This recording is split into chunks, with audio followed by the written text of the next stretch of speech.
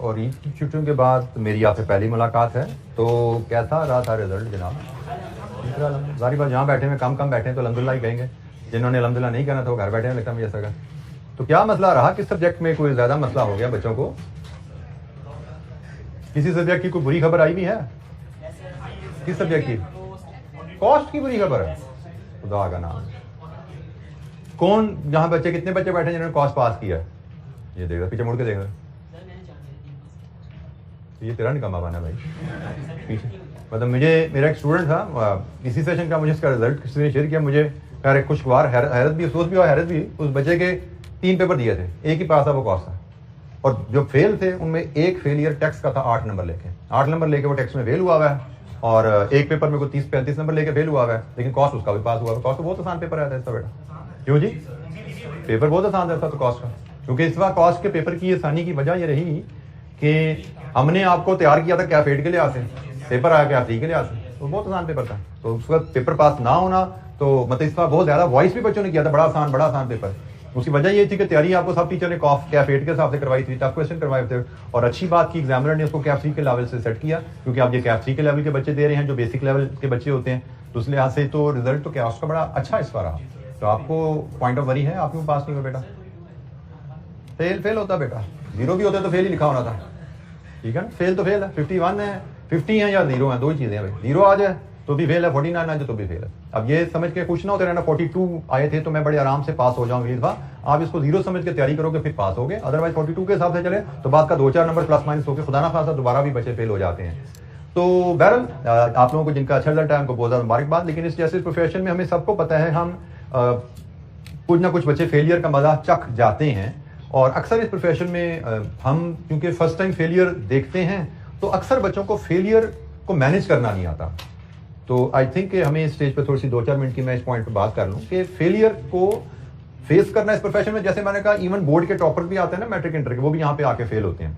बल्कि I don't know मैंने आपसे शेयर किया कि नहीं किया, मेरा एक सीनियर होता था, मुझसे 1 साल सीनियर था, सीए कर रहा था, उसने सीए फाइनल, हमारे 2 ग्रुप्स होते थे फाइनल में, आप लोगों का जैसे सीफैप है एमएसए है 6 पेपर प्लस 2, हमारे 2 ग्रुप्स होते थे 4+3। तो उसने ग्रुप 1 दिया गोल्ड मेडल के साथ, ग्रुप 1 उसने पास किया। अगली टाइम पे उसने ग्रुप 2 दिया, ही फेल्ड टोटल। हमारे जमाने में होता था कि सारे सब्जेक्ट इकट्ठे पास करना जरूरी होते थे, एक सब्जेक्ट भी फेल तो पूरा ग्रुप फेल, तो उसका रिजल्ट आया फेल। उसने नेक्स्ट टाइम में फिर दोबारा वो 3 सब्जेक्ट रिपीट किए, फिर गोल्ड मेडल के साथ पास। तो मतलब ये एक बड़ी क्लासिक एग्जांपल है कि एक आईकैप का स्टूडेंट जिसने आईकैप से गोल्ड मेडल लिया था, वो आईकैप के एग्जाम में फेल हो गया, और जिन एग्जाम में फेल हुआ उसने उसमें दोबारा गोल्ड मेडल ले लिया। तो अगर आप, और वो आजकल केपीएमजी का पार्टनर है, तो अगर आप सही तरीके से पढ़ेंगे तो आप कहां तक जा सकते हैं, और थोड़ी सी डायरेक्शन आपने दाएं बाएं की, अप्रोच थोड़ी हिलाई आपने, तो आप देख सकते हैं कि आप कहां गिर सकते हैं। तो इस प्रोफेशन में जो चीज समझने की है, आप अपनी प्रायर स्टडी से, अब आप लोग तो थोड़ा सा इंटरमीडिएट कैफ लेवल के मिडल में या एंड पे पहुंच रहे हैं, तो कुछ ना कुछ लर्निंग आप लोगों की हो चुकी होती है, लेकिन फिर भी मैं थोड़ा सा आपको एडवाइस करूंगा कि आपकी पुरानी लर्निंग से जो इंटरमीडिएट तक आपने ये चीजें सीखी होती हैं, सीए की अप्रोच इंटायरली डिफरेंट है। पहली बात ओवरऑल डिफरेंट अप्रोच है कि वहां पे ज्यादा रोट लर्निंग बेस्ड अप्रोच होती है, यहाँ पे कॉन्सेप्ट बेस्ड अप्रोच होती है। दूसरी चीज यहाँ पे जो और अहम चीज होती है कि यहाँ पे हर सब्जेक्ट की अप्रोच फर्क होती है। मतलब हर सब्जेक्ट को पढ़ने का तरीका, तैयार करना, प्रैक्टिस करना, एग्जाम में परफॉर्म करना, उसका तरीका फर्क है। अगर आप हर सब्जेक्ट को उसके तरीके के मुताबिक नहीं करेंगे तो प्रॉब्लम आएगी। जैसे व्हाट आई अंडरस्टैंड फ्रॉम, जो मैंने आपको एग्जांपल दी उस बच्चे की, जिस बच्चा तो नहीं खा रहा हूं, मेरे से भी 1 साल सीनियर था, उस वक्त तो खैर बच्चे ही होते थे, तो उसकी जो एग्जाम्पल दी, उस बच्चे ने जो पहले जो 4 पेपर का ग्रुप पढ़ा ना, उस 4 ग्रुप में से 4 पेपर में 2 काउंटिंग के थे, फाइनेंशियल काउंटिंग के थे, 2 फाइनेंशियल अकाउंटिंग के थे, एक कंपनी लॉ था, एक ऑडिट। ये 4 हमारे पेपर्स का ग्रुप होता था एडवांस लेवल फाइनल में। उसने वो 4 पेपर दिए, गोल्ड मेडल के साथ क्वालिफाई किया ये ग्रुप उसने। दूसरे ग्रुप में कौन से 3 पेपर थे? एक मैनेजमेंट अकाउंटिंग जो आपने कैप 3 पढ़ा उसका एडवांस लेवल, एक फाइनेंशियल मैनेजमेंट जो आप ये पढ़ रहे हैं एमएफए में फाइनेंस का पोर्शन, इसका एडवांस लेवल जो बीएफडी आपका, और एक था टैक्सेशन। ये 3 पेपर थे। अब what I now as a teacher मैं उसको जो वैल्यूएट करता हूं कि शायद उसने जो फाइनेंशियल अकाउंटिंग के पेपर में गोल्ड मेडल के लिए तरीके सीखे थे ना, वो फाइनेंशियल अकाउंटिंग वाले तरीके उसने कॉस्ट एंड मैनेजमेंट अकाउंटिंग में और फाइनेंशियल मैनेजमेंट में लगाए। तभी इस तरीके से मैंने अकाउंटिंग पढ़ी थी तो मैंने गोल्ड मेडल ले लिया, इसी तरीके से मैं ये सब्जेक्ट पढ़ता हूं, फेल हो गया। हर सब्जेक्ट की अप्रोच फर्क होती है। आपने एक तरीके से एक सब्जेक्ट पास कर लिया, इसका मतलब यह नहीं कि वो आपका कोई हर सब्जेक्ट के लिए सक्सेस फार्मूला है। हर न्यूमेरिकल अकाउंटिंग का तरीका कुछ और है पढ़ने का, पास करने का। कॉस्ट मैनेजमेंट अकाउंटिंग का तरीका कुछ और है, फाइनेंशियल मैनेजमेंट का तरीका फर्क होगा। थ्योरी में मे बी लॉ का पेपर भी थ्योरी है, ऑडिट का पेपर भी थ्योरी है, दोनों की अप्रोच डिफरेंट होगी। आपको जिस तरीके से मैंने लॉ पास किया था उसी तरीके से मैं ऑडिट भी पढ़ के पास कर दूंगा, मे नॉट बी पॉसिबल, फंस जाओगे। तो ये चीज जहन में रखना यहाँ पे कि भाई हर पहली बात इंटरमीडिएट सीए इंटायरली दो चीजें अलग हैं। वो तरीका जो वहां से आपने बेशक गोल्ड मेडल भी लिया हुआ इंटरमीडिएट में, वो तरीका सीए में नहीं चलेगा, फंसोगे आगे। यहाँ पे आपको हर टीचर अलहदा आपको स्ट्रेटेजी देगा अपने सब्जेक्ट की, आपको उस स्ट्रेटेजी के मुताबिक चलना सीखना है। तो थोड़ी सी आपको अपने यहाँ पे अपने स्टाइल में डाइवर्सिटी लानी पड़ती है, हर सब्जेक्ट को उसके अंदाज के उसकी जरूरत के हिसाब से पढ़ना पड़ता है। कमिंग टू द फेलियर को कैसे मैनेज किया जाए। हमारे जनरली स्टूडेंट्स फेलियर को एक्सटर्नल फैक्टर्स पे डाल देते हैं कि जी फेल हुए क्यों, टीचर ने ठीक नहीं पढ़ाया था, फेल हुए क्यों, मेरा स्टडी मटेरियल ठीक नहीं था, फेल हुए क्यों, आई कैप ने पेपर बड़ा टफ बना दिया था, फेल हुए क्यों, गर्मी बड़ी थी, सर्दी बड़ी थी, पढ़ नहीं पाया, फलाना खासा फैमिली को शादी आ गई थी, कोई हादसा हो गया था। मतलब we always try to find reason कि मैं इस वजह से फेल हुआ था।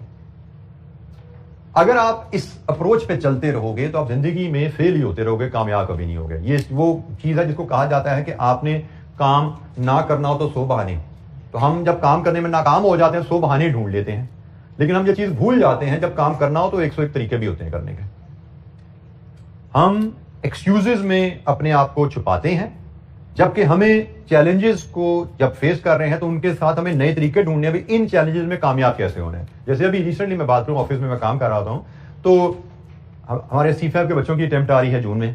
कुछ बच्चों ने एग्जाम लीव के लिए अप्लाई किया हुआ है, लेकिन जनरली एग्जाम लीव सबको मिल जाती है, लेकिन अगर किसी बच्चे की किस्मत खराब है, उसके इन हैंड कोई असाइनमेंट है जिसकी डेडलाइन है और वो ओवररन हो रही है, तो उसको ये क्या बता दिया जाता है शुरू में एप्लीकेशन के साथ ही, भाई असाइनमेंट खत्म कर लो, जितनी जल्दी खत्म कर लोगे उतनी ही टाइमली छुट्टियां मिलेंगी।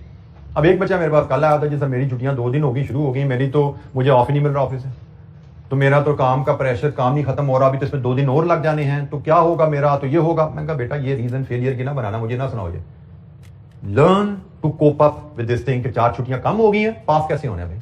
इसको एक्सक्यूज लेकर ना कल मेरे पास आना कि मैं इसलिए फेल हुआ कि मुझे 4 छुट्टियां कम मिली।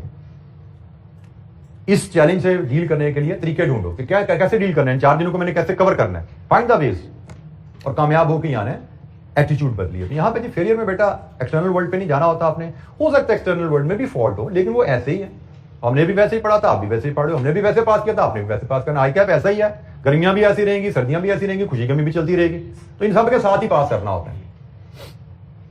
आपको अपने आप में देखना पड़ता है और क्रिटिकली देखना पड़ता है कि मुझसे कहां गलती हुई, या जो भी मेरे रिजल्ट है इसको कैसे मैं इंप्रूव कर सकता हूं, क्योंकि आपके रिजल्ट की में आपकी प्रिपरेशन रिफ्लेक्ट होती है, आपकी रिवीजन रिफ्लेक्ट होती है, आपकी प्रैक्टिस रिफ्लेक्ट होती है, आपकी एग्जाम परफॉर्मेंस रिफ्लेक्ट होती है। बहुत इंपॉर्टेंट चीज कि एग्जाम में आपने कैसे काम किया, 3 घंटे 15 मिनट कैसे गुजारे। हम अक्सर बात कर चुके हैं कि अच्छे खासे बच्चे, बल्कि इवन कल मेरे पास एक बच्चा आया था कि किसी कैप्सी का शायद वो फेल हुआ था, तो कहते जी मैंने तो जिन बच्चों को पढ़ाया, लिटरली जो मैंने एक्चुअली जो जुमला बोला होगा उससे जुमला कल फिर बोला कि मैंने जिनको पढ़ाया वो पास हो गए, मैं फेल हो गया, मेरी तो तैयारी बड़ी अच्छी थी।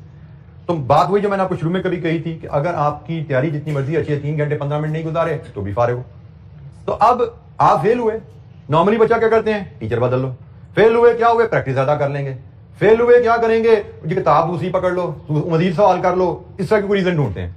लेकिन इफ यू डोंट रियलाइज कि आपके फेलियर की वजह क्या है, लेट्स अज्यूम आपकी फेलियर की वजह है 3 घंटे 15 मिनट में पुअर परफॉर्मेंस, टाइम मैनेजमेंट वहां पे आपसे नहीं होती, आप वहां पे नर्वस हो जाते हो, तो आप टीचर बदल लो, आप प्रैक्टिस करते रहो, आपने 3 घंटे 15 मिनट के बारे में तो काम ही कोई नहीं किया, तो सब तैयारी चूरी करके जाओगे, 3 घंटे 15 मिनट फिर वहीं पे होंगे, वही परफॉर्मेंस होगी, वही रिजल्ट आ जाएगा, 2-4 नंबर प्लस या माइनस के साथ।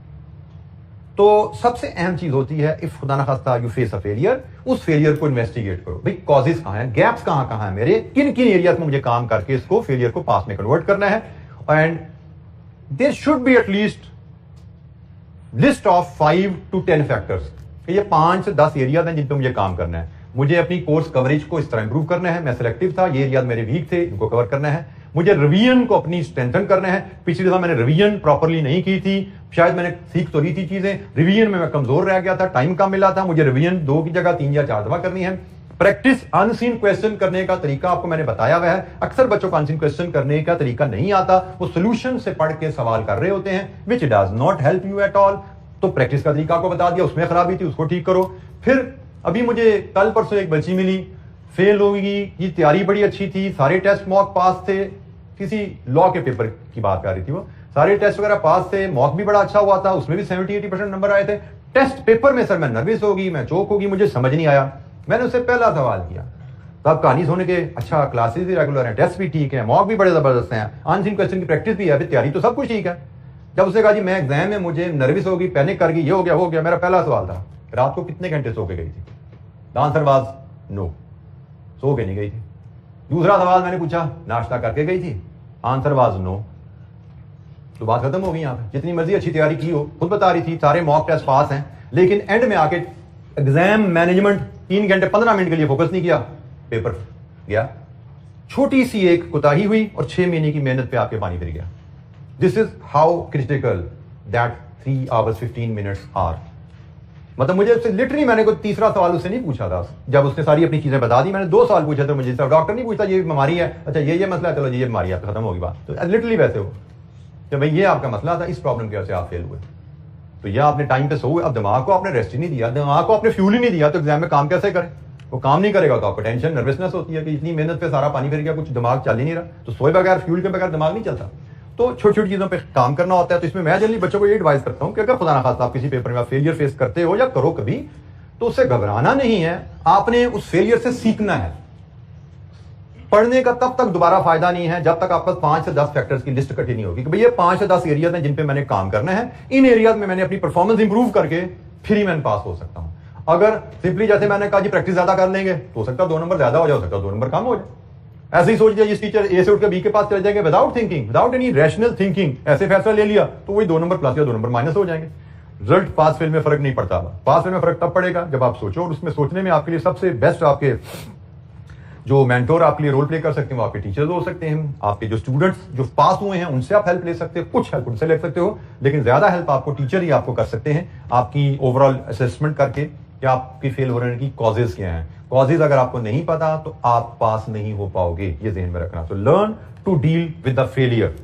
फेलियर जिंदगी में भी, प्रैक्टिकल लाइफ में भी आते हैं, स्टडीज में भी, सीए में आ जाते हैं। तो हमें उनसे घबराना नहीं है, उनसे सीखना है और उनसे सीख के हमने कामयाबी में उनको कन्वर्ट करना है। ये हमने आर्ट डेवलप करना है जो हमें एकेडमिक्स में भी हेल्प करेगा और इंशाअल्लाह आगे प्रैक्टिकल लाइफ में भी हेल्प करेगा। तो जनाब हमारी डिस्कशन चल रही थी इन्वेस्टमेंट अप्रेजल पे, और इन्वेस्टमेंट अप्रेजल का टॉपिक तकरीबन हम तमाम टूल्स, एनपीवी, आईआरआर, पे back, discounted pay back tools को भी डिस्कस कर लिया था हमने। फिर हमने इनमें जो एडजस्टमेंट्स थी, इन्फ्लेशन, वर्किंग कैपिटल, टैक्सेशन, उनसे डील करना, उस पर भी हमारी बात हो चुकी थी।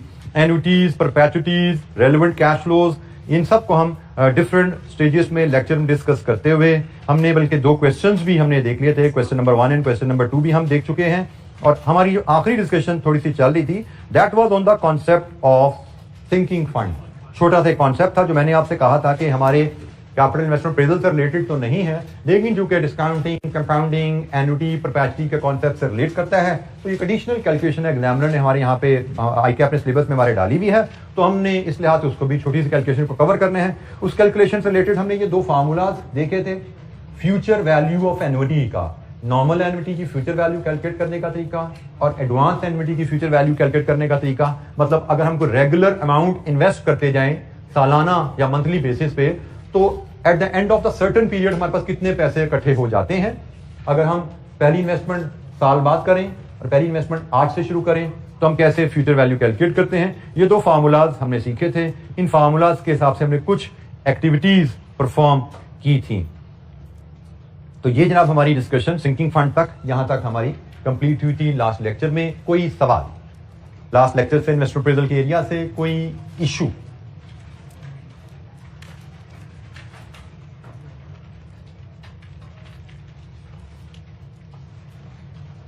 अच्छा जी, एक छोटा सा कॉन्सेप्ट इक्विवेलेंट एनुअल कॉस्ट का, ईएसी का, ये भी इसी कॉन्टेक्स्ट में डिस्कशन में, सिंकिंग फंड के ही कॉन्टेक्स्ट में इसको हम यूज करते हैं। There are other uses as well.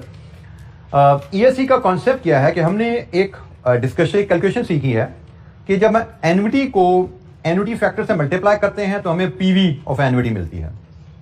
हम एन्युटी क्या होती है? Future annual cash flow.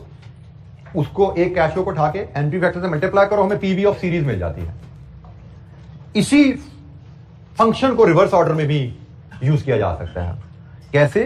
कि जब हम किसी प्रेजेंट वैल्यू को एन्युटी फैक्टर से डिवाइड कर दें तो हमें future cash flows, future annual cash flows मिल जाते हैं। रिवर्स ऑर्डर, दोबारा सुनो, फ्यूचर कैश फ्लोज को मल्टीप्लाई करो फैक्टर से तो पीवी आ गई, पीवी को फैक्टर से डिवाइड करो तो फ्यूचर कैश फ्लोज आ गए। फ्यूचर कैश फ्लो गिवन है, आपसे कहा जाए एन्युटी की पीवी बताओ तो पीवी बना लो। आपको एक पीवी दे दी जाए और कहा जाए इसके फ्यूचर कैश फ्लो बनाओ, इक्वल डिवाइड कर दो। तो एग्जांपल इसकी है, a company is considering an investment of 70,000 in a project. आज आप एक प्रोजेक्ट में 70,000 इन्वेस्ट करने का प्लान कर रहे हैं, जिस प्रोजेक्ट की लाइफ 5 साल है। What must be minimum annual cash return? Future में हम सालाना कितना कमाएं from the project to earn a return of 9%। अब हमें इन्वेस्टमेंट की फिगर दी गई है, इन्वेस्टमेंट तो प्रेजेंट वैल्यू होती है ना, और हमसे मांगा क्या जा रहा है, फ्यूचर की सालाना रिटर्न, एन्युटी मांगी जा रही है। 70,000 हम इन्वेस्ट करें, 5 साल में सालाना क्या कमाएं 9% के हिसाब से। तो इसका तरीका क्या है, 70,000 को डिवाइड कर दो एन्युटी फैक्टर से। कौन सा एन्युटी फैक्टर, 9% 5 साल।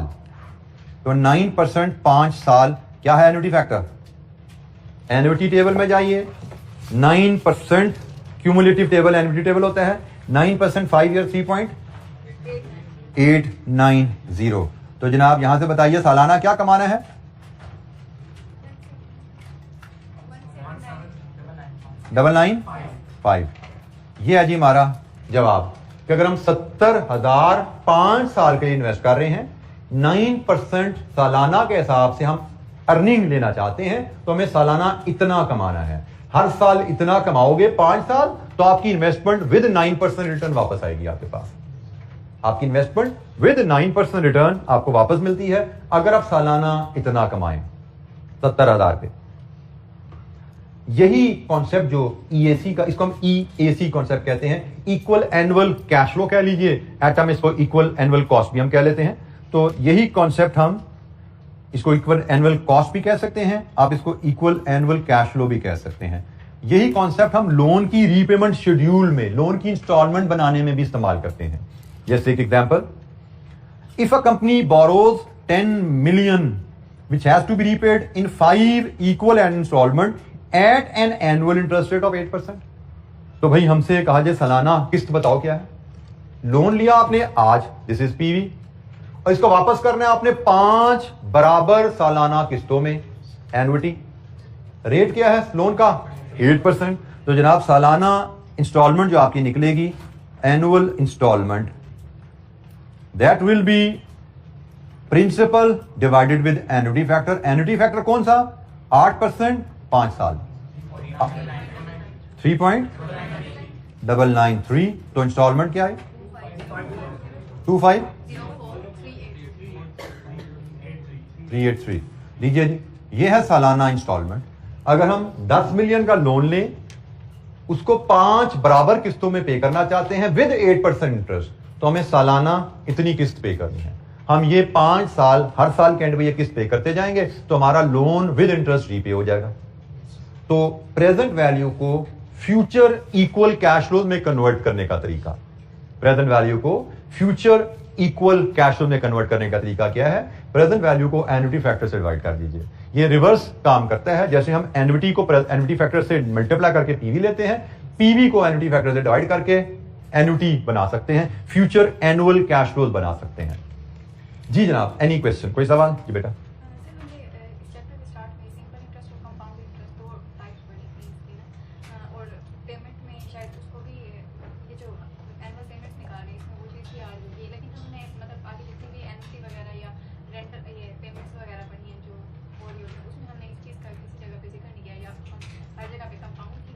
जी, आपके साथी का सवाल है कि हमने चैप्टर में तो सिंपल एंड कंपाउंड इंटरेस्ट दोनों इंटरेस्ट का जिक्र है, तो इस चैप्टर के डिस्कशन में शायद हमारी दोनों चीज़ें कवर नहीं हो रही। तो द पॉइंट इज, हम जब डिस्काउंटिंग की बात कर रहे हैं तो डिस्काउंटिंग जो है वो कंपाउंडिंग का रिवर्स होता है, ठीक है। तो सिंपल इंटरेस्ट, यस, हमारी किसी कैलकुलेशन में सिंपल इंटरेस्ट नहीं आ रहा, हम डिस्काउंटिंग जी से डील कर रहे हैं, डिस्काउंटिंग कंपाउंडिंग का रिवर्स होता है। तो सिर्फ कंपाउंड इंटरेस्ट की कैलकुलेशंस ही हमारी कॉन्सेप्ट में आती हैं, सिंपल इंटरेस्ट हमारी किसी कैलकुलेशन में यहाँ पे यूज नहीं हो रहा, वो कॉन्सेप्ट यहाँ पे यूज नहीं होता। डिस्काउंटिंग कंपाउंडिंग का रिवर्स है, तो कंपाउंड इंटरेस्ट की ही बात यहाँ पे की जाती है। जी, एनी अदर क्वेश्चन, कोई और सवाल? अच्छा, अब ये जो हमने चीज सीखी है, EAC का कॉन्सेप्ट जो सीखा है, इसको हम सिंकिंग फंड के अल्टरनेटिव कॉन्सेप्ट के तौर पे भी यूज कर सकते हैं। एक हमने मैं दोबारा आपसे अगर शेयर करूं तो हमने सिंकिंग फंड में जैसे ये सवाल यहां पे देखा था कि what fixed amount must be invested. हमने एक क्वेश्चन पढ़ा था कि भाई हम इस क्वेश्चन को पढ़ें, a business wishes to start a sinking fund to meet future debt repayment of 100 million in 10 years. 10 साल बाद हमें 100 मिलियन चाहिए और हमसे पूछा गया था हमें क्या 6 मंथली इन्वेस्टमेंट करनी चाहिए कि हमारी ये फंड की रिक्वायरमेंट पूरी हो जाए। तो हमने इसको सिंकिंग फंड के फार्मूला से की मदद से एक्स डिटरमिन किया था, यही है ना? हमने यहां पे एक्स डिटरमिन कर लिया था सिंकिंग फंड के फार्मूला से। यही एक्स डिटरमिन करने का एक अल्टरनेटिव मेथड हमारे पास है ईएसी में। वही एक्स हम इस अल्टरनेटिव मेथड से निकालते हैं। इस अल्टरनेटिव मेथड में 2 स्टेप किए जाते हैं। फॉर एग्जांपल डाटा आपके सामने अगर हम पढ़ें, a man wishes to invest equal annual amount so that he accumulates 5 million by the end of 10 years. The annual interest rate available for investment is 6%. What equal annual amount should be set aside? हमारे पास एक तरीका तो formula है, formula अगर आप दोबारा लाओ तो पहले हम इसको फार्मूले से कर लेते हैं, फिर हम आते हैं। तो हमने जो फार्मूला पढ़ा हुआ है इस फार्मूले के मुताबिक SN is equal to X 1 plus I raised to power N minus 1 over I। Values feed करें, SN 5 मिलियन है, X हमसे डिटरमिन करने को कहा जा रहा है, इंटरेस्ट रेट 6% है, 10 साल की इन्वेस्टमेंट है, over 0.06। Solve this for X। इसको X के लिए सॉल्व कीजिए। ये हमने सिंकिंग फंड का एक फार्मूला पढ़ा हुआ है जिसकी मदद से हम सालाना या periodic in cash flows determine करते हैं। जी 379 ये जी हमारे पास 340 ये जी हमारे पास सालाना इन्वेस्टमेंट अगर हम करें तो हमारे पास 5 मिलियन की अमाउंट पूरी हो जाएगी। अब इसका अल्टरनेटिव मेथड ईएसी की तरीके से कैसे आता है? 2 स्टेप में काम करते हैं। पहले स्टेप में आप present value of amount required in 10 years calculate कर लीजिए। आपको 10 साल बाद 5 मिलियन चाहिए, इसकी PV 1/1 + r raised to power n, ये फार्मूला है, तो इसकी पीवी ले लीजिए। और दूसरे स्टेप में आप इक्विवेलेंट एनुअल कैश फ्लो बना लीजिए। कैसे? इसकी पीवी को एनुटी फैक्टर से डिवाइड कर दीजिए। तो आप देख सकते हैं सेम वही value subject to minor rounding off difference आपके पास आ गई।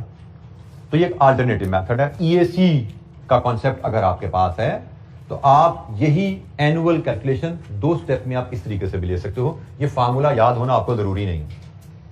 सिंकिंग फंड का फार्मूला याद है तो आप इस तरीके से सालाना कंट्रीब्यूशन निकाल लो। सिंकिंग फंड का फार्मूला याद नहीं है तो आप इस तरीके से सालाना कंट्रीब्यूशन 2 स्टेप में निकालते हो। पहले स्टेप में आप फ्यूचर फंड रिक्वायरमेंट की पीवी ले लो और दूसरे स्टेप में उस पीवी को एनुटी फैक्टर से डिवाइड करके एनुअल कैश फ्लो बना लो। लेकिन यहां पे यह ख्याल रखना है कि ये वाला फार्मूला सिर्फ नॉर्मल एन्युटी से डील करने के लिए इस्तेमाल हो सकता है।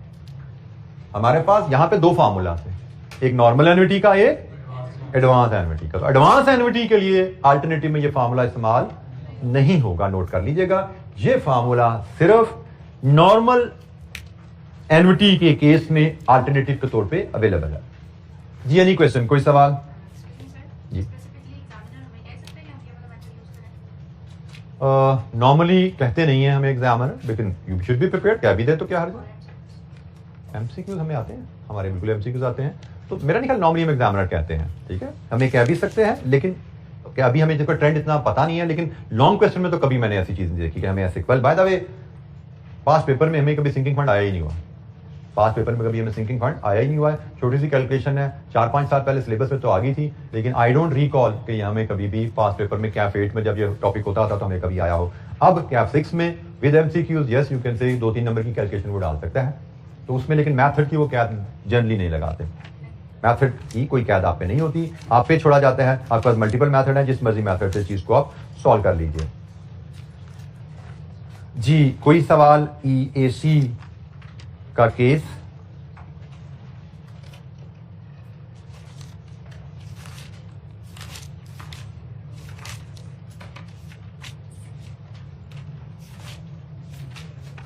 अच्छा जी, अब हमें पास्ट पेपर क्वेश्चन, चैप्टर हमारा कंप्लीट है, अब हम पास्ट पेपर क्वेश्चंस पे बात करेंगे। और पहला सवाल, दो क्वेश्चन तो हम ऑलरेडी कर चुके हैं। अब हम नेक्स्ट क्वेश्चन जो देखेंगे that is question number 3।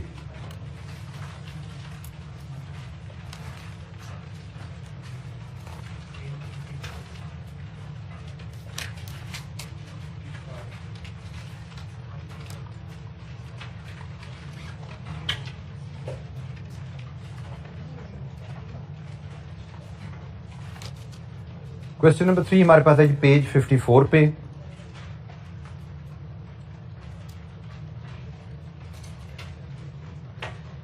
Omega Limited autumn 2014, question number 3, 15 mark का क्वेश्चन है जी ये हमारे पास। Calculate net present value of the project assuming that unless told otherwise specified all cash inflows outflows would arise at the end of the year. Ignore taxation. तो सवाल में taxation तो नहीं है, ये उसने हमें पहले बता दिया। Let's read the question. Omega Limited is sole distributor of goods produced by ABC Limited, which is a leading brand in the international market. OL is now planning to establish a factory in collaboration with ABC Limited. The factory would be established on a land which was purchased at a cost of 20 million in 2005. The existing market value of the land is rupees 40 million. The cost of the factory building and plant is estimated at rupees 30 million and rupees 100 million respectively. The factory will produce goods which are presently supplied by ABC Limited. The sale of the first year of the production is estimated at rupees 300 million. The existing profit margin is 20% on the sales. As a result of own production, cost per unit would decrease by 10%. मतलब profit margin आपका बदल जाएगा. The sale price and the cost of production per unit excluding depreciation are expected to increase by 10% and 8% respectively. Following further information is available. ABC Limited would assist in setting up the factory for which it would be paid an amount of 10 million at the time of signing the agreement. ABC जिसकी products बनाने के लिए आपने factory लगानी है, वो आपको factory बनाने में असिस्ट भी करेगी, जिसकी कॉस्ट आपको 10 मिलियन उसको पे करनी है। In addition, ABC Limited would be paid a royalty equal to 3% of sale.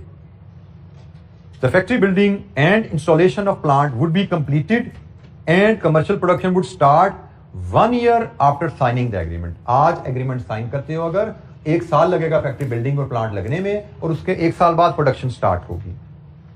50% of the cost of the plant would be financed through 5-year loan with interest payable annually at 10% per annum.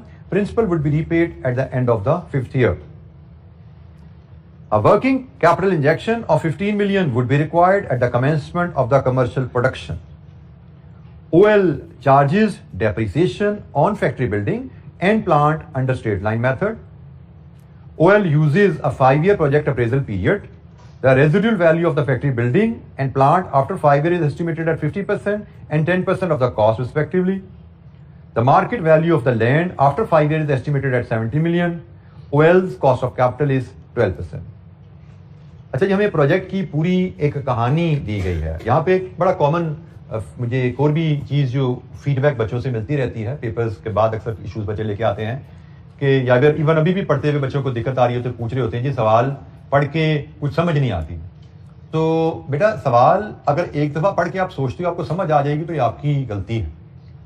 एक दफ़ा पढ़ के सवाल समझ नहीं आती, ये आपको पता होना चाहिए। तो इस पर आपको परेशान होने की जरूरत नहीं है कि समझ नहीं आ रही तो खुदा न खासा आप में खराबी है। ये ह्यूमन हमारी नेचर है, उसका तकाजा है कि एक दफ़ा हमें अनसीन चीज़ समझ नहीं आती। मुझे जो इसको सब्जेक्ट से डील करते हुए 27 साल हो गए हैं, मुझे एक दफ़ा पढ़ के सवाल इतना समझ नहीं आता कि मैं इसको कर सकूं। जितना लंबा सवाल होगा, जितना मुश्किल सवाल होगा, उतना ज़्यादा टाइम चाहिए उसको समझने के लिए, उतनी ज़्यादा रीडिंग चाहिए उसको समझने के लिए। और मैं आपको फिर याद करा दूं, मैंने आपको कहा है कि आप लोगों का टारगेट है कि एग्जाम तक पहुंचते हुए आप इतनी एक्सपर्ट हो जाएं कि आपको 3 दफ़ा में सवाल समझ आ जाए। एग्जाम में पहुंचने तक का टारगेट है। इसका मतलब आज जब आप स्टूडेंट हैं, पहली दफा टॉपिक सीख रहे हैं, फर्स्ट रिवीजन कर रहे हैं, तो शायद आपको 4 या 5 दफा पढ़ना पड़ेगा सवाल अच्छा अटेम्प्ट करने के लिए। With revision with experience exam तक पहुंचते पहुंचते 2-3 दफे में आपको चीजें समझ आनी शुरू हो जाएंगी। लेकिन 3 में भी पढ़ के समझ आ रही हैं, अच्छी तरह खाका सोल्यूशन का दिमाग में आ गया है, you should be more than happy. क्योंकि सवाल पढ़ते हुए हम खाका बनाते जा रहे होते हैं, कॉलम क्या होंगे, रोज क्या होंगे, किसको किससे ज़रब देंगे, ये सारी चीज़ें दिमाग में कैलकुलेशन परफॉर्म करते जा रहे होते हैं। और जब हम 3 दफ़ा सवाल पढ़ते हैं तो सोल्यूशन हमारे दिमाग में फीड हो चुका होता है, फिर उसको सिर्फ दिमाग से हमने प्रिंट करना होता है पेज पे with the help of calculator. तो ये हमारी क्वेश्चन अटेम्प्ट करने की स्ट्रेटजी यही रहती है कि अपफ्रंट हम अच्छी तरह सवाल को समझ के पढ़ते हैं, और जब समझ आ जाता है, सोल्यूशन दिमाग में डिजाइन हो जाता है, फिर हम पेपर पे लाते हैं और उसमें हमें ज्यादा टाइम नहीं लगता। तो जनाब हम यहाँ पे इन्वेस्टमेंट अप्रेजल का एक क्वेश्चन है जिसमें हमें जो बताया गया है कि हमने आज कॉन्ट्रैक्ट साइन करना है और आज हमारी बिल्डिंग बननी शुरू होगी। बिल्डिंग बनने में, प्लांट लगने में 1 साल लग जाएगा। 1 साल बाद हम प्रोडक्शन शुरू करेंगे और उसके बाद फिर 5 साल प्लांट चलाएंगे। अगर आपको timeline, assumptions about timing of cash flows पता है तो आज से लेके 1 तक के गैप, 1 तक 0 भी गुजर गया, 1 भी गुजर गया, फिर प्रोडक्शन स्टार्ट हुई। इसका मतलब प्रोडक्शन हमारी दूसरे साल में शुरू हो रही है। सही, प्रोडक्शन एंड सेल्स दूसरे साल में शुरू हो रही है, फिर 5 साल हमने चलना है। इसका मतलब 2, 3, 4, 5, 6 तक जाएगा हमारा कारोबार। 0 से हम शुरू करेंगे, 6 तक हमारे कैश फ्लोज फैलेंगे। तो सबसे पहली चीज आपको यही डिसाइड करनी होती है कि हमारा फॉर्मेट में कितने कॉलम, कितने रोज आने वाले हैं। तो क्वेश्चन नंबर 3 में हमने जो यहां पे चीज देखी कि हम 0 से 6 तक जा रहे हैं डाटा लेके।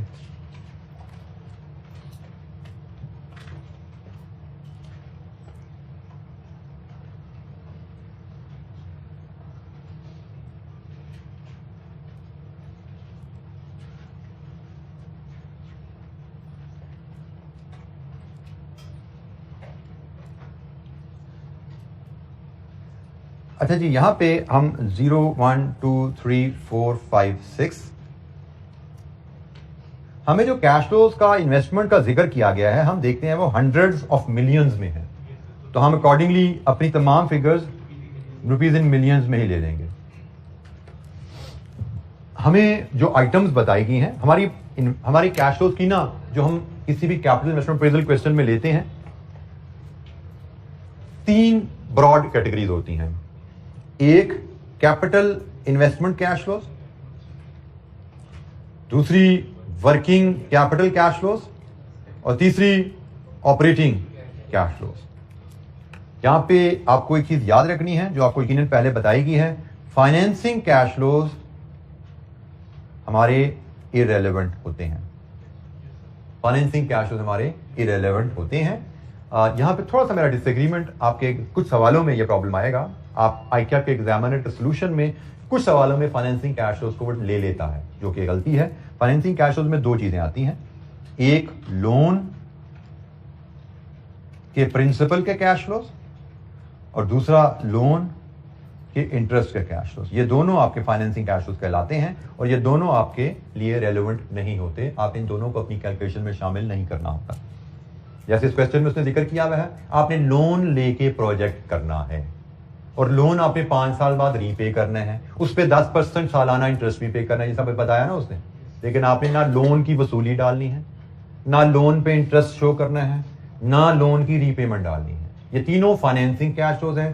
फाइनेंसिंग कैश फ्लोज आपके इन्वेस्टमेंट अप्रेजल में नहीं आते। इन्वेस्टमेंट अप्रेजल में सिर्फ आपके investing and operating cash flows आते हैं। ये सारी terms you should be familiar by now. Cash flows का अगर आप टॉपिक आप देख चुके हैं, लेकिन अगर नहीं भी देखा तो इन्वेस्टमेंट के कैश फ्लोज और ऑपरेशंस के कैश फ्लोज लेते हैं।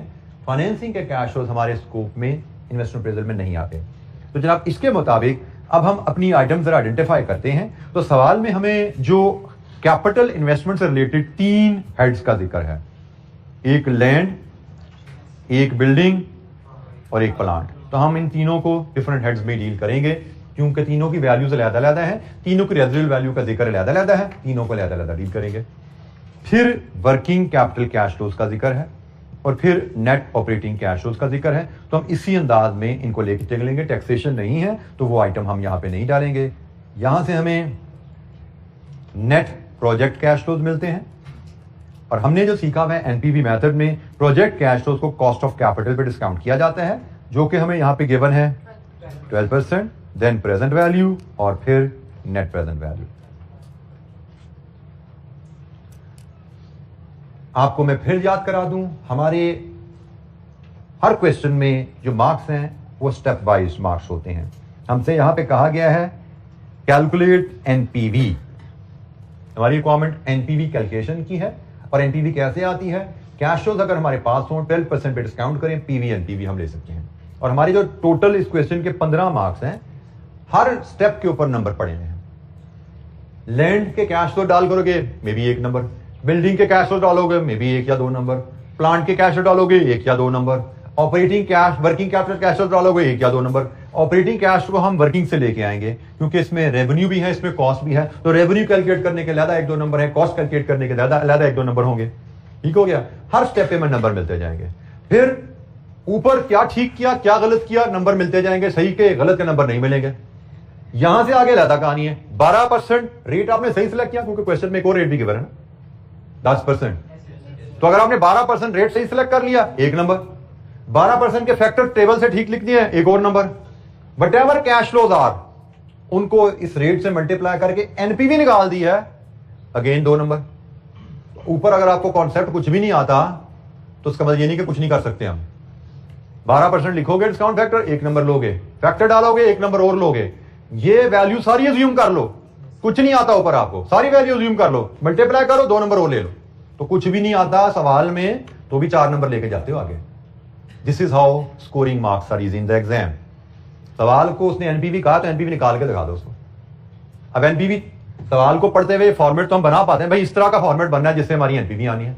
तो अब जो चीजें समझ आ रही हैं डालते जाओ, जो चीजें समझ नहीं आ रही उन पे टाइम जाया नहीं करना। This is the art. हमारा मसला क्या होता है, हम हर चीज परफेक्ट करने के चक्कर में पड़ते हैं और ये भूल जाते हैं कभी बिल्डिंग के कैश फ्लोज तो 1 नंबर के हैं, समझ आ रही है तो 1 मिनट में 2 मिनट में कर दो, नहीं समझ आ रही तो मिट्टी डालो आगे, चलो आगे बड़े नंबर पड़े हमारे पास। तो हम जो फंसते हैं बच्चे जो कहते हैं जी टाइम मैनेज नहीं हुआ, टाइम क्यों मैनेज नहीं होता? सिर्फ इस वजह से कि 1 नंबर की एंट्री नहीं आती, उस पर फंस के 10-15 मिनट जाया कर देते हैं और एंड में जाके 20 नंबर का सवाल छूट जाता है। इसी तरह चलते चलते टाइम जाया करते करते। तो ये चीज जहन में अभी से बैठाइए कि भाई हमें एग्जाम में परफेक्ट सॉल्यूशंस आते हैं तो बिस्मिल्लाह कीजिए, नहीं आते तो परेशानी नहीं है क्योंकि परफेक्ट सॉल्यूशन का मतलब 100/100 है। तो हमें तो पास होना है भाई, तो पास तो 55, 60, 70 नंबर हम सिक्योर कर ले, we are more than happy. तो 20, 25, 30, 35 की गलतियां हो जाए, 20, 25, 30, 35 की assumption ले लें, वी डोंट बॉदर, हमें कोई इशू नहीं है, हम फिर भी पास होते हैं आराम से। तो कभी भी सवाल में कोई चीज कोई स्टेप कोई चीज समझ नहीं आ रही तो उसका मतलब ये नहीं कि हम कुछ नहीं कर सकते, इसका मतलब है 2 नंबर गए, 4 नंबर गए, 6 नंबर गए, कोई बात, we can lose 50 and still we can pass. ये चीजें में रखा करें और वो तब पॉसिबल होता है जब आप सवाल पूरा करने की आदत डालें, परफेक्ट के चक्कर में ना पड़े। पेपर पूरा, हर सवाल पूरा करना है, पेपर पूरा करना है, बीच में गलतियां होंगी तो कोई बात नहीं। कभी भी सवाल गलत या सही नहीं होता, सवाल में कुछ स्टेप्स सही या गलत होते हैं, कुछ सही होगा कुछ गलत होगा। कभी ये ना सोचे मेरा सवाल गलत हो गया, अनलेस अगर तो बिल्कुल ये प्रिपेयर्ड नहीं हो आप तो फिर तो सवाल भी गलत करोगे आप। लेकिन एक एवरेजली प्रिपेयर्ड बच्चा अगर नियत से सवाल हल करेगा, कंप्लीट करेगा, कुछ ठीक होंगी कुछ गलत होंगी ट्रीटमेंट, कुछ ना कुछ नंबर मिलते हैं। कहीं 70% नंबर मिलेंगे, कहीं 60% मिलेंगे, कहीं 40% मिलेंगे, कहीं 80% मिलेंगे, किसी में 100% भी मिल जाएंगे। एग्रीगेट आपका 55, 60, 65 बन जाता है आराम से अगर आपने पेपर पूरा किया होगा। और इस चीज की मैंने आपको पहले कहा, फिर रिमाइंड करा दिस स्टेज पे क्योंकि अभी आप लोग रिजल्ट आए हैं। ये 8 सबसे मुश्किल है, पेपर को कंप्लीट करना, क्वेश्चन को कंप्लीट करना असम्पशंस लेके, क्योंकि हमें बचपन से इसकी आदत नहीं होती। बचपन से हमें आदत है सोल्यूशन देकर सवाल पूरा करना, जहां फंसो सोल्यूशन देखो पूरा करना।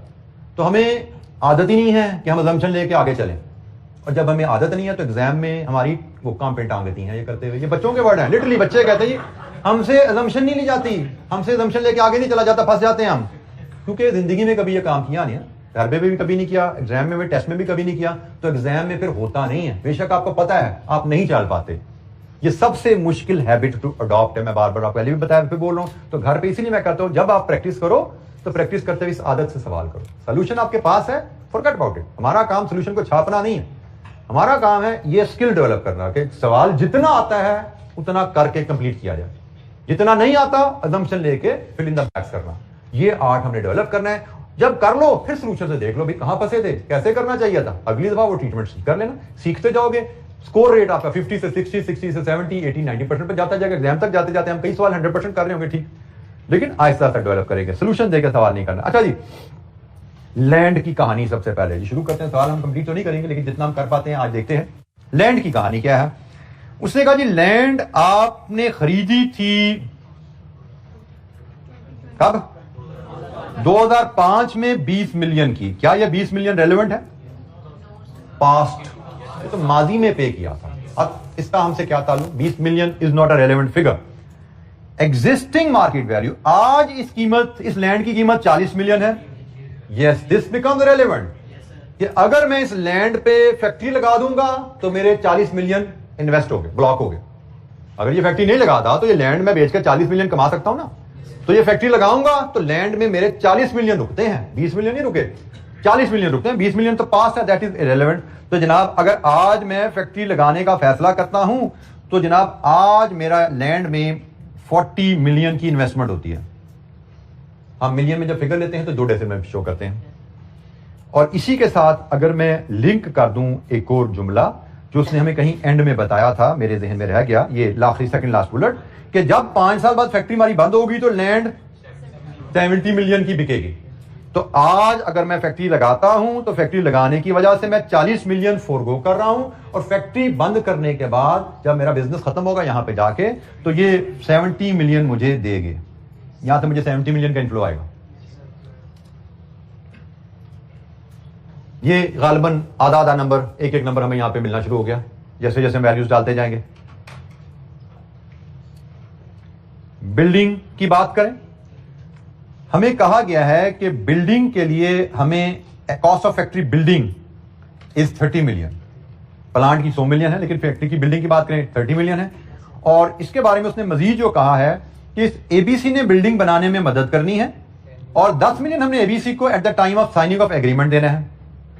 और factory building and installation of plant would be completed in 1 year. Building पे टोटल लगने हैं 30 मिलियन, प्लांट पे टोटल लगने हैं 100 मिलियन। बिल्डिंग का 10 मिलियन हमने कॉन्ट्रैक्ट साइनिंग पे देना है, और बिल्डिंग और प्लांट ने 1 साल में कंप्लीट होना है। इस इंफॉर्मेशन के मुताबिक हम अगर कैश फ्लो बनाएं तो बिल्डिंग पे लगने हैं टोटल 30 मिलियन, जिसमें से 10 मिलियन साइनिंग पे करने हैं, और बिल्डिंग को कंप्लीट होने में 1 साल लगना है। इसका मतलब साइनिंग पे 10 मिलियन पे किए तो 0 से लेकर 1 तक 1 साल जो गुजरा, बाकी 20 मिलियन ड्यूरिंग दिस ईयर पे होने हैं। और हमने क्या सीखा है? ड्यूरिंग द ईयर जो पैसा पे होता है वो ईयर एंड पे शो होता है।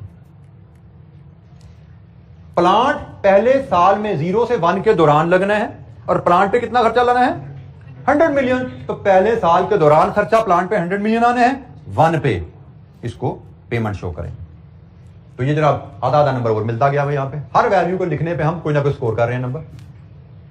बिल्डिंग पे टोटल 30 मिलियन है, 10 मिलियन साइनिंग पे, और बिल्डिंग 1 साल में कंप्लीट होनी है। तो इसका मतलब बाकी 20 मिलियन ड्यूरिंग द ईयर पूरे साल में खर्चा आएगा। प्लांट उसने कहा जी 1 साल में लगना है, तो 1 साल में लगना है तो आज तक खर्चा शुरू होगा, 1 साल तक खर्चा जो आएगा हमारी अजम्पशन है साल के एंड पे जाएगी।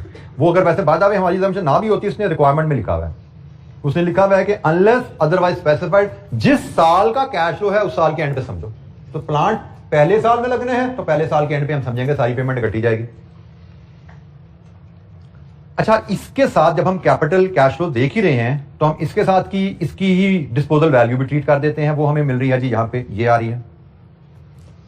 उसने कहा जी प्लांट बिल्डिंग जो बिकी, residual value of the building 50% और residual value of the plant 10% of cost. Building 50% of the cost, building की कॉस्ट कितनी है? 30। तो रेजिडुअल वैल्यू बिल्डिंग की है जी 30 का 50%। प्लांट बिल्डिंग प्रोजेक्ट के एंड पे 15 मिलियन आया, और रेजिडुअल वैल्यू प्लांट की है 100 मिलियन का 10%। ये जी 10 मिलियन यहां पे आ गया। ये अगेन हाफ हाफ नंबर लेते जा रहे हैं हम, जैसे जैसे वैल्यूज डालते जा रहे हैं नंबर मिलते जा रहे हैं। Any question? Working capital cash flow की आइटम को भी डील करके इस ट्वेल्व को फिर हम यहां पे होल्ड करते हैं। वो भी एक ही आइटम है, बड़े ही सिंपल सी उसने हमें बताया है। वर्किंग कैपिटल के बारे में क्या कहता है? ये जी वर्किंग कैपिटल के बारे में नोट है, injection of 15 million would be required at the commencement of commercial production. जब कमर्शियल प्रोडक्शन शुरू करोगे तब 15 मिलियन चाहिए। तो कमर्शियल प्रोडक्शन कब शुरू होनी है? 1 पे। हमें 15 मिलियन चाहिए कमर्शियल प्रोडक्शन शुरू होने पे, लेकिन वर्किंग कैपिटल की बाकी की कहानी हमें याद है। हमने सीखी हुई है कि जब वर्किंग कैपिटल में आप इनिशियल इन्वेस्टमेंट जो चाहिए वो आउटफ्लो शो करोगे। अगर वर्किंग कैपिटल रिक्वायरमेंट बदलती है प्लस या माइनस, वो प्लस माइनस डालोगे और एंड पे रिकवर। तो यहां पे उसने सिर्फ हमें कहा जी वर्किंग कैपिटल 15 मिलियन चाहिए, कोई चेंज का जिक्र नहीं है। इसका मतलब ना प्लस है ना माइनस है, लेकिन रिकवर तो फिर एंड पे करना है ना, ये वो ना भी कहे तो हमें पता है जब फैक्ट्री बेच दी, बिल्डिंग बेच दी, तो ये भी पैसे वापस आ जाएंगे। तो अब हमारे सिर्फ नेट ऑपरेटिंग कैश फ्लोज रह गए हैं, इस पे इंशाअल्लाह हम कल बात करके सवाल को कंप्लीट करेंगे और आगे चलते चलेंगे। हमारे एजेंडे में जो क्वेश्चंस हैं मैं अभी आपसे शेयर कर लेता हूं। ये जी क्वेश्चन आपके सामने आ रहे हैं जो हमने करने हैं, ठीक है। हमारी क्लास में जो क्वेश्चन 3 हम कर रहे हैं, 6, 7, 9, 12, 13, ये क्वेश्चन है जो हम करेंगे। हम अभी यहां तक पहुंचे हैं और पार्शल हम कर पाए हैं। बाकी इंशाल्लाह कल कंप्लीट करेंगे और नेक्स्ट क्वेश्चन पे भी जाएंगे। आज के लिए इतना ही। Thank you very much. अस्सलाम वालेकुम।